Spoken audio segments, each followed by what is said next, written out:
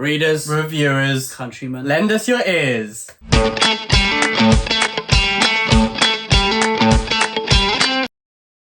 And a huge thank you to all of our Patreons. Thank you to the Pit Fighters, the First Swords, and all of the Bright Stars, Truth and Courage. Hello and welcome to the channel. This is Ed.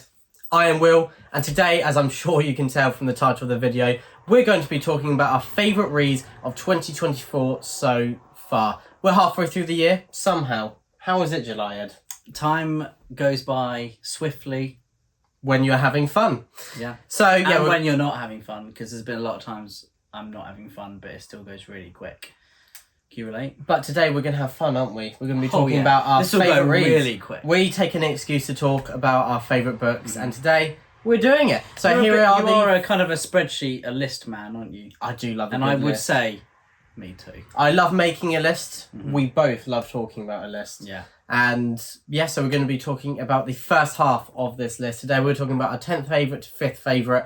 And then in a week or so on the channel, we'll have our 4th to very best read of 2024 with some honourable mentions, because we like to cheat and add a few more that we've loved on the list as well. But it does none. But as I said, we're here today to talk about the first half of that list. So let's get down to business, as Alan would say, and start with Ed. What is your 10th favourite read of 2024 so far? How could I have any list without P.L. Stewart's A Drowned Kingdon? Now, it's true. We spoke with, was it last year or... I think so, but we spoke with P.L. Stewart and Taylor from Made Between the Pages. Oh, yeah. And, yeah, we loved that conversation. P.L.'s books have been on my radar for a long time.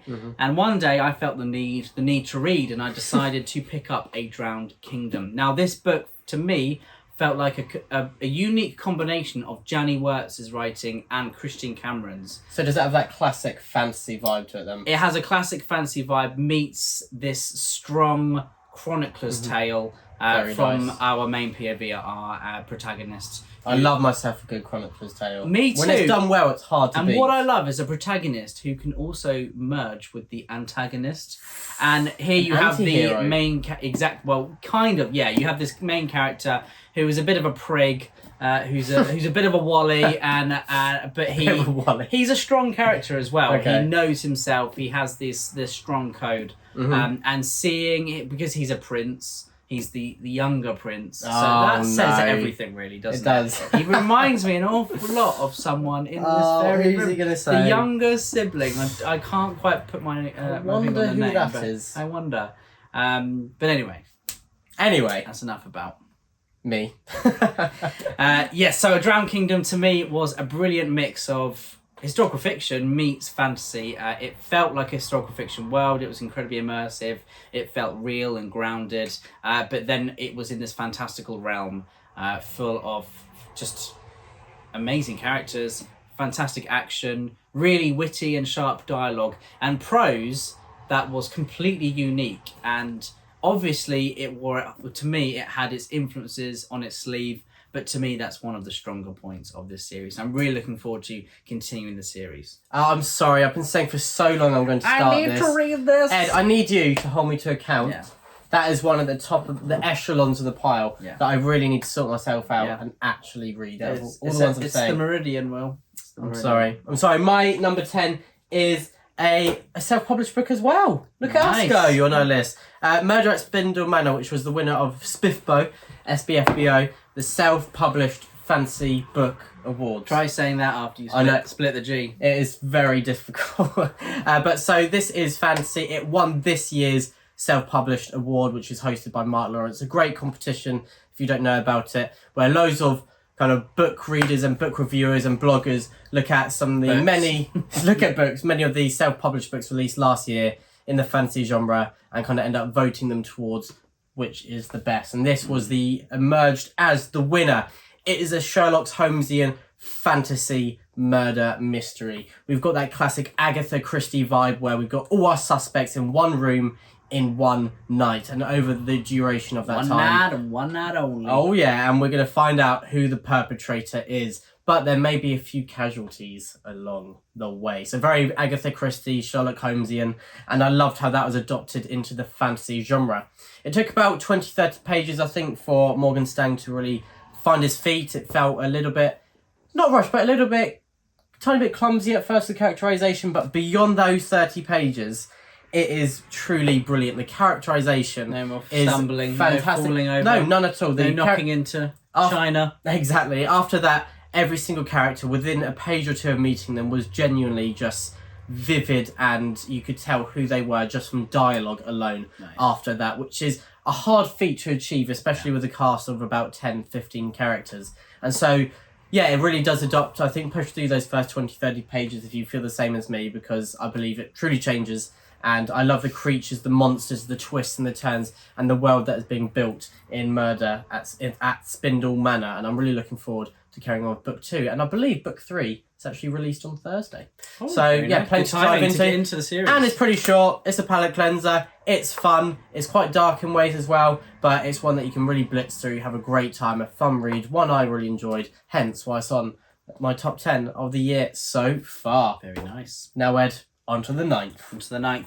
Now, I adore Cormac McCarthy's writing. Really? And I know. But the last one that I read prior to this one was The Passenger, and it was bitterly disappointing to me. Unfortunately, I did not love The Passenger like I was hoping to. It was Cormac McCarthy's latest release, that and Stella Maris, the companion book, and it just didn't do it for me. But Outer Dark, Cormac McCarthy's one of his first books. I believe this was his second book that he wrote. Really? Do you know when it came out?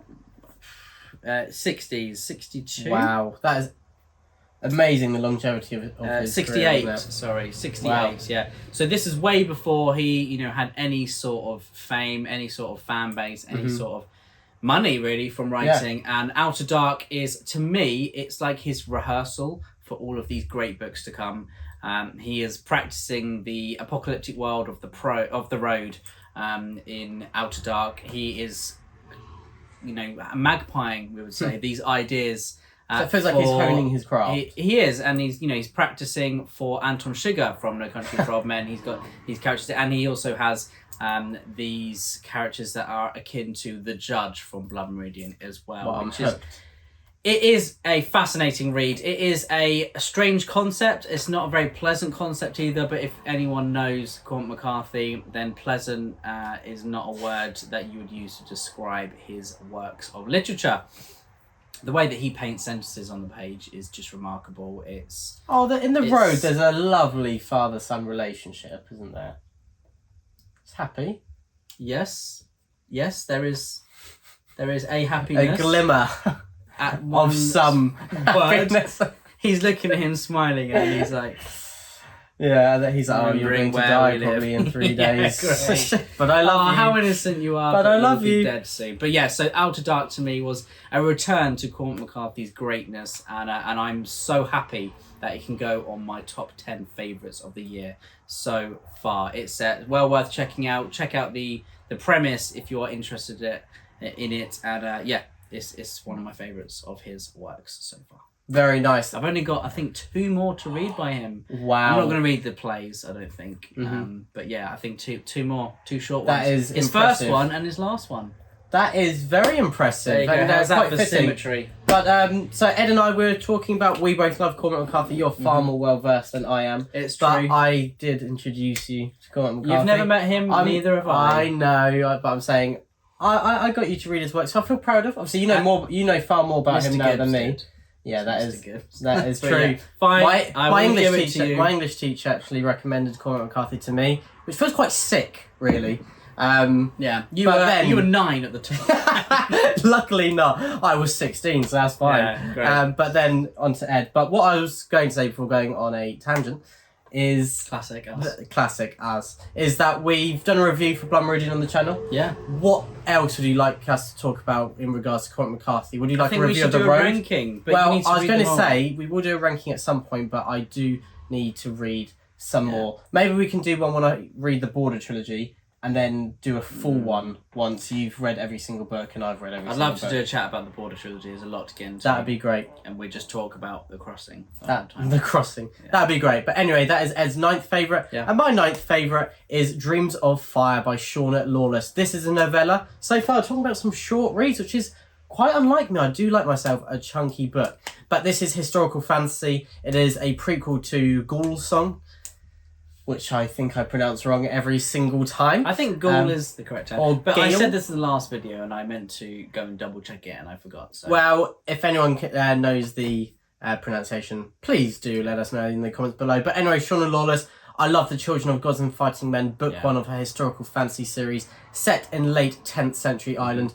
And this is a prequel novella that you can read before reading the books. Usually with prequel novellas, I advise against that because the author is leaning towards their current readership. Yeah. Having the familiar characters, the familiar story that new readers just feel kind of left out on. But this is the exception. I just thought it was truly incredible how Shauna Lawless creates a novella with fantastic new characters and yet retains the intrigue of ones that we already know.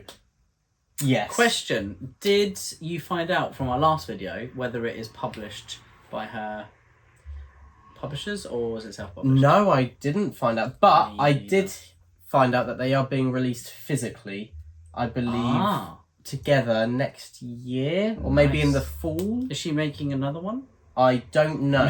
Writing another I don't know. one? Cool, anyway, sorry. Anyway, again, if people know, please let us know in the comments below. But yeah, I thought great characterization, really fast plot, a lot of questions answered for the book, but also a lot more proposed as well. And I love that kind of intrigue of world building. That's what you want from a novella. You want to find out more, but you want more questions. And it's what the Aliens movies failed to do, is answer the questions. But yeah, that is number 9 for me. But sometimes having questions hanging on it brings you back. That's what I'm saying. It's great, but you need some answers. You can't just have... That's why Prometheus is so great. Yeah, because it answers questions. Exactly. But it adds some as well. Yeah. And it's a satisfying answer. It is. It And I love Michael Ham. Fassbender. Oh, he's great. Is he one of your top 3 actors? To watch, you wouldn't say... Like, Oh, I best don't know of all about time, top but- 3, but I think top 4, yeah. I think he would be a solid number 4 choice. Solid number 4. I think he's great. Favourite film with him in? Probably Prometheus. Or Nice. The Killer. Oh, The Killer's so good. But anyway, Oh, I do love Macbeth. I think Macbeth is my favourite. he is great in that as Well, well. anyway, the next one for me, number 8. Number 8. Is the Hong Kong fantasy gangster flick Jade City. Now, this book has, I think, everything you want to read in a gangster-inspired fantasy novel. Now, to me, what put me off of reading this in the beginning was that I am not a fan of kind of urban environments in fantasy books unless it's written by Neil Gaiman. So it was a character building moment for me. I was incredibly mature where I decided to push through that and then read this. So. Is that why you didn't carry on with Ben Aronovich? No, I liked them, but I love book 2. I wasn't crazy on book 3. Yeah. I just think they're just fun, and I think Okay. when I there's lots of other stuff I'd read that isn't fun. Yeah. But it's life changing. So Yeah, okay. it's priorities Priorities. exactly. But Jade City, I think to me has everything you want to read or to see in a gangster inspired fantasy novel. I love the urban city kind of aspect to this as well, which is new for me. It wasn't something I expected, but it didn't feel like it was in the way. It felt like it just enhanced the story, which is always what you want the world building to do. You never want it to be, to me, the sole focus. You never. That's why when some people say, "I love Brandon Sanderson so much, his world building so good," I'm like, is that really, when that's the first thing that lots of people mention, or like the magic system's amazing.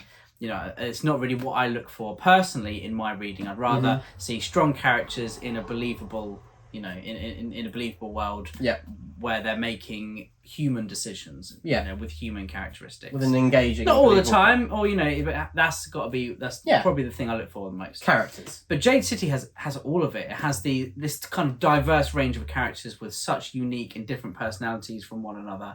It has intense action. It's got a really cool magic system that, if you're a fan of magic systems, then I'm sure you'll like this. If you're not, then it, just someone like me, then you'll just appreciate that, that was cool. That was handled really well. I think her writing style was short, sharp, efficient, which I really enjoyed, and it was just straight to the point. And I think the set pieces and the kind of the beats of the story were really intriguing, really engaging. And to me, Jade City was kind of a near perfect debut. A near perfect first book of a series. So I'm really looking forward to carrying on the series.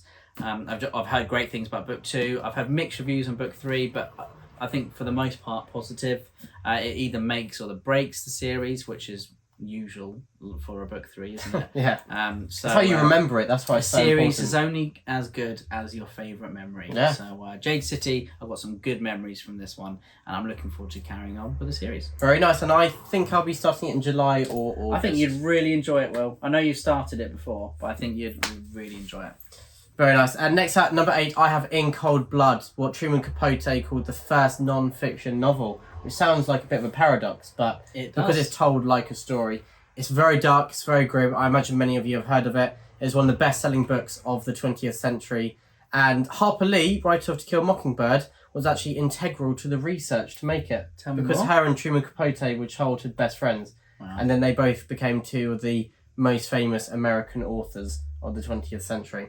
It's a true story, it's a true crime about a horrific murder of a family in Kansas in the 1950s or 60s. And it is about the build-up to the motivations and what led to this murder and the aftermath. And also, Truman Capote met and talked to the murderers whilst they were on death row.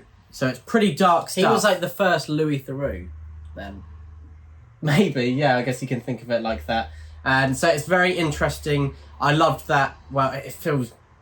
it's weird to say the word love when there's something so horrific, but it was engaging because... evocative. Yeah, because it is a study of the human mind, really. But on top of that, you've got the complications of the context of the writing of this. Truman Capote met them face to face and coming to terms with that as well. It is a book that... It really is one that I think about a lot, and it is utterly shocking. But it also shows the impacts of those all around. It's not just about the victims and the perpetrators. It shows the victims all around, those who knew the family, those in the town around it, and how it's left a mark as well. So it's very dark. I imagine many of you heard of it already, but yeah, In Cold Blood is one that it leaves its presence known. Great title too. And it's one I would never have picked up if it wasn't on my uni reading list. So it's one of the perks of uni is that whilst there's been some books I've picked up that I wouldn't pick up and I probably wouldn't again. Great to have one on the There are 10, some, isn't it? Yeah. exactly, it shows this and Watchmen really have been the highlights for... Oh, actually, there's another one that's going to be on the list as well. But that I would have picked up even if it wasn't on my list. But yeah, they're 2 that it's great that uni pushes you in different directions as well. Cool. Number 7. Number 7. I'm really happy to have a Game of Thrones novel, a Song of Ice and Fire novel on here. And it is, of course, the best of the series so far, A Clash of That's Kings. controversial, going against a lot of... most people say Storm of Swords. Yeah, Although I agree with you. I liked Storm of Swords, but I'm firmly in the camp of A Clash of Kings. I think if you're a fan of the Starks, then A Clash of Kings is your book. You know, if you're a Lannister, you can have a Storm of Swords. Go for it. That's fine. But yeah, I just love Tyrion. Yeah, true. The best character in this is a Lannister. Yeah. But I love the way that this just has all of the best aspects of Game of Thrones, of A Song of Ice and Fire, in there. And as someone who was obsessed with the series, I knew the series like the back of my hand. How many times did you watch it? I've probably seen it 5 or 6 times, That is especially crazy, these first yeah. 3 because you're watching it as they're coming out. Exactly. And I think Game of Thrones, first one I was a bit mid on, but then A Clash of Kings is just utterly, you cannot deny its genius, its greatness. George R. Martin, he was obviously locked in. He was in his own. Everyone just said let him cook, and he cooked a stellar meal because A Clash of Kings is amazing. You've got all these character arcs that are incredible. There's a lot of wrapping up in this book as well. There's you've got the great arcs that carry on, but you've also got these small arcs that do have these finalities. But especially as about 73 people die. Yeah, and there's also about 79 POVs, and you would hope they have some kind of decent ending. But I think A Clash of Kings just does everything that we want to see in a Game of Thrones book, in a Song of Ice and Fire book. Yeah. And I'm just such a huge fan of it. I think, like I said, George R. Martin was locked in here. Yeah. Everything just went perfectly for him. It all seemed to kind of, the stars aligned for him to write this book. And the characters are just brilliant. The dialogue is witty. We all know what makes A Song of Ice and Fire great. And the world building is top tier. It's just an all-round great book. But I think the best thing about A Clash of Kings is that it has this heart at the core of the characters, and you are fully invested. You have this tension that is rife on every single page, and even a word a choice of word, a very careful selection of vocabulary can change the fate of your favourite character. So yeah, tensions are high. It's a great read. It really is. And number 7 for me is You Like It Darker by Stephen King, his 2024 publication. I did not expect a short story collection to make this list, but that is a rogue choice. Because, as you were saying earlier, at the heart of our stories are characters, and it's hard with a very limited page count to have great character development. You haven't actually finished it. I haven't finished it technically because you haven't actually read there are 12 Have you clicked stories finish on Goodreads? There are 12 stories. I have. You have! There are 12 stories in this. I didn't read Rattlesnakes because it spoils Cujo. So you haven't finished it? Oh. No. Anyway, it's great. There's of the 11 stories that I let the viewers have make read, their mind up about that one. Of the 11 stories I have read, 10 were ones that I thought were really great. There's one that didn't quite hit the mark, but I think that's about 15 pages.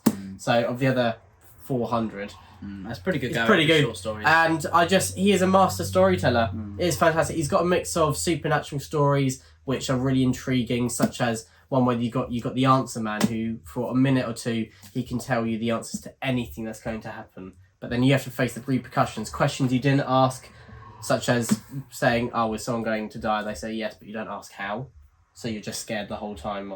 Are they going to die now? Are they going to die today? What would you ask? I don't know.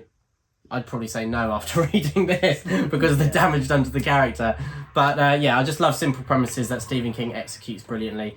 And then you've got stories of just crazy people in different ways where they're just utterly thrilling to follow, and crazy scenarios as well. It's the whole host. It's what you expect from Stephen King. It's him at his best, and it's him in the short story format.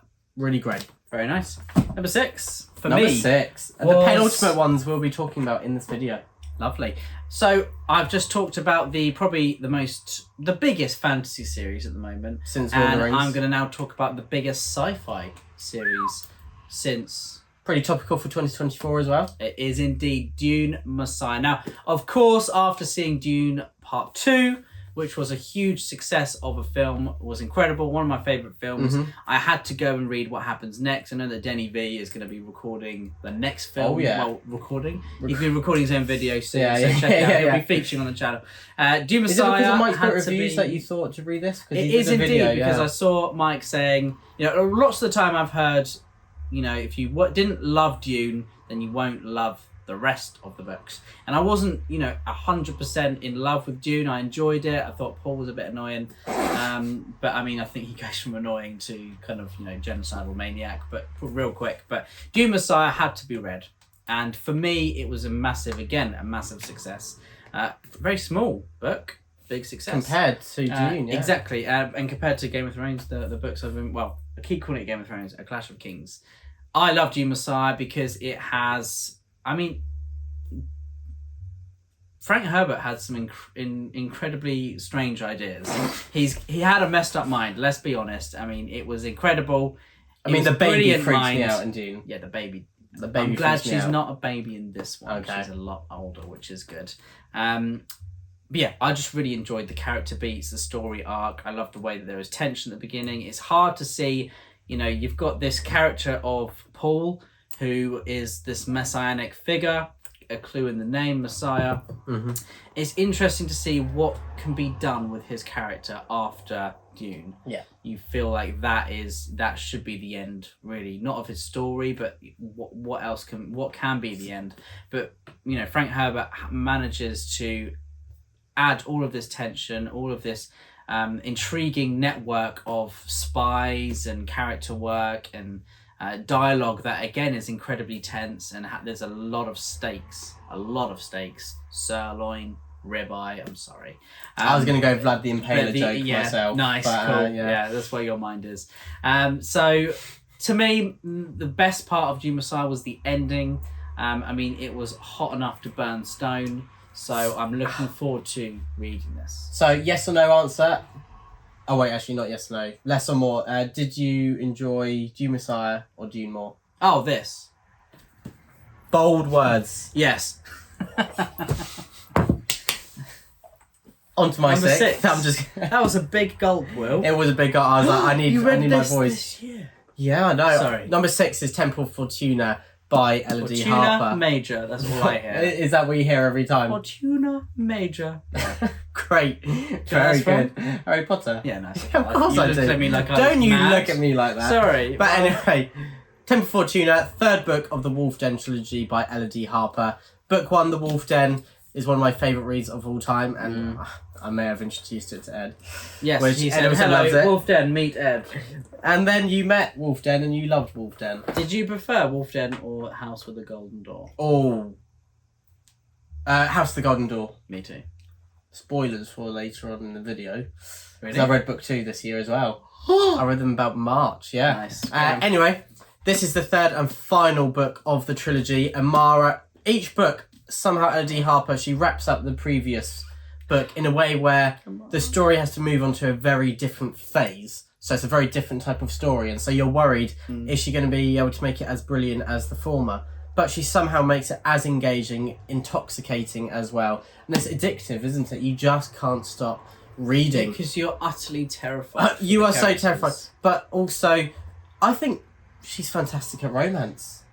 In Well, a way where it's I not at the think centre of the book. It's not about. I don't think it's romance. I think she's incredible at writing about that human relationship, and whether it's friends, or romance. It's or romantic. Yeah. It's the way she does it. It's just incredible, and also having the stakes again really high. Very high, yeah. It's even higher when you Yeah. love characters and you love their relationships. Yeah, So, the character way- relationships are at the heart and centre and are by far the best bit of this book. And she's one of the best authors, I'd say, I've It ever is come across. like a workshop on Yeah. how to craft. But in specific, because Friendships. often a little quip, not a quip, a little complaint I have about a lot of books is the romances, they feel a bit forced, a bit rushed. And it's for plot's sake, so there's stakes with kind of someone loving the other, and if they die, then it's going to be pretty catastrophic. In this, it feels natural, feels organic, and it's one of the best romances where it doesn't dominate the whole plot. Yeah. And I just think this is a We're lesson romance readers on how now. to do it. Yeah, we're We'll not be Sarah reading- J. Maas readers. We'll be reading Akatar soon. We probably will. And Although and Fourth Wing. Oh yeah. What is that Rebecca series Yarros. called? Is it called Fourth Wing? The Wings of Fourth. I was series. thinking of actually reading it. I'm just intrigued that this book has just exploded. I heard Live of a Viking loved it. He definitely did not. But Sadie loved Sadie it. enjoys it. Exactly. But she wasn't as keen on book 2, was she? No, she's... So yeah. maybe we should read it and have a chat with Sadie, all three of us. Yeah. First video, all three of us. I don't think it should be Fourth Wing, all three of us. I don't think so, Will. Maybe. As long as we get Sadie to read Blood Meridian after, then I think it's I fine. don't think that's the way to go. I think it is. And I think that's a bit harsh. Blood Meridian destroys souls. Yep, I Your think last Fourth book- Wing destroys souls too. Your My fifth last favourite. one for the video, Yeah. fifth favourite of the year, is Return to Edan. It's great to have a Philip Chase book on here, and this is my favourite Philip Chase novel out of the three that I have read so far. We recently did a chat with Philip over on his channel. We Check did. out the video in up there. Yes. Um, You've learned. if I remember to can do I the just say- card. For about 2 years, every time Ed goes to point to a video, he does this. It's because it's flipped. And isn't then... it? Yeah, it's up there. Yeah. Up there. Up there. But yeah, Return to Edan I think is, I know it's my favourite, but it's my favourite for so many reasons, but we can all talk about the shining star, the new character, Seren. Seren is one of my favourite Great name to characters I've start ever with. read. She's incredible. And this book takes messianic figures, it takes epic fantasy, it takes intimate relationships, the effect of war on the common person as well as the royal person, the person at the peak of society. Yeah. It takes madness and a will to do good to a whole new level. And this is the only series that has ever had POVs from the antagonists that have made me weep. Like, there is so much emotion dripping in these books. Yeah. And I think Return to Edan is among the best of fantasy. Do you like that? I do like that. Plug there. I forgot to wear my blazer for No. this video. I'm sorry, Philip, but Return to Edan You did for the chat is with what him, I did. so- It's wonderful. One of my favourite books. And I absolutely love chatting with Philip about it, asking lots and lots of questions. This has all of these Norse, Anglo-Saxon references and inspirations, as well as Welsh mythology, as well as Philip's own just craft and his own intrigue added in there for good measure. And the arcs, the great arcs that are wrapped up here, are incredibly satisfying, do such a good job, and they just feel right. They feel real, and they feel like they're not a cop-out. It feels like this is how it should have been done. So if you want to study a book 3, have a look at this one. What more can you ask for? What more can you ask Last for? book I'm talking about this video, my 5th favourite of 2024 so far, is Play of Shadows by Sebastian de Castell. First book of a new series. We follow Damalash Shadowmantane as he's running through the streets. Try saying that after. Damalash Shadowmantane. Yeah. It's a great name though. After As he's running through the streets. I don't know how that name just summarises the swashbuckling nature of the book. I don't know how he's done it in a name. What name? But Damalash Shadowmantane. But he's running through the streets. People calling him Rabbit as he runs and wanting to kill him. He escapes by joining a theatre troupe, which is a very unique premise already. And he thinks as he performs in this theatre troupe, he'll just, fade in the background and escape. And the people, the fire might burn down for their will to kill him. But somehow, through being at the heart of this theatre group, he is propelled into fame, one of the most recognisable figures of the city, and they are influencing the political events around them in a way none imagined. And with that responsibility comes great, not power, danger. Great danger. This is not Spider-Man. It is just fantastic. Please print that on the book. This is not Spider-Man. This is not Spider-Man. But Sebastian de Castell, I love how, I don't know, did he used to do some acting in the theatre? I think Sebastian's done a bit of every job. He did work in a theatre. I don't know whether he was I think he was an actor and a musician as well. He did fencing, didn't he? I was going to say choreography. Maybe. It's so up his street though. It is. He's such a wonderful person to talk to, and I hope we have him on the channel. He is a rogue. Point.